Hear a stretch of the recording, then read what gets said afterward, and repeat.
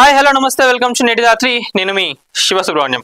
మొత్తానికైతే స్థానిక సంస్థల ఎలక్షన్స్ ఏవైతే ఉన్నాయో తెలంగాణ రాష్ట్రంలో జరగబోతున్నది. మరి దానికి సంబంధించి ముఖ్యమైన మూడు పార్టీలు బీజేపీ కానివ్వండి, కాంగ్రెస్ కానివ్వండి, బీఆర్ఎస్ కానివ్వండి, వీళ్ళందరూ కూడా ఈ ఎన్నికలలో గట్టి విజయం సాధించాలని చెప్పి ప్రతి ఒక్కరు చూస్తూ ఉన్నారు. మరి బీఆర్ఎస్ కి సంబంధించి నిన్న ఖమ్మంలో జరిగిన మీటింగ్ లో ఎంపీ వద్దిరాజు రవిచంద్ర గారు కూడా మళ్ళీ రాష్ట్రంలో బీఆర్ఎస్ తిరిగి అధికారంలోకి రావడం ఖాయమని చెప్పి చెప్పడం జరుగుతున్నది.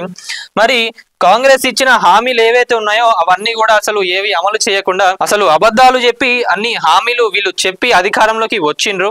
మరి వచ్చిన దగ్గర నుంచి కూడా ఎవరికి హామీలు ఇవ్వలేదు అని చెప్పి బీఆర్ఎస్ పార్టీ అయితే ఒక బ్రహ్మాస్త్రం ఏదైతే ఈ బాకీలకు సంబంధించిన ఒక కార్డు ప్రిపేర్ చేసి దీన్ని ఇప్పుడు సర్పంచ్ ఎన్నికలలో తీసుకుపోతామని చెప్పి బీఆర్ఎస్ పార్టీ చెప్పడం జరుగుతున్నది. సో మరి ఖమ్మంలో ఎట్లున్నది, ఖమ్మంలో కూడా ప్రతి ఒక్కరు బీఆర్ఎస్ ని గెలిపియాలని చెప్పి రవిచంద్ర గారు చెప్పడం జరుగుతున్నది.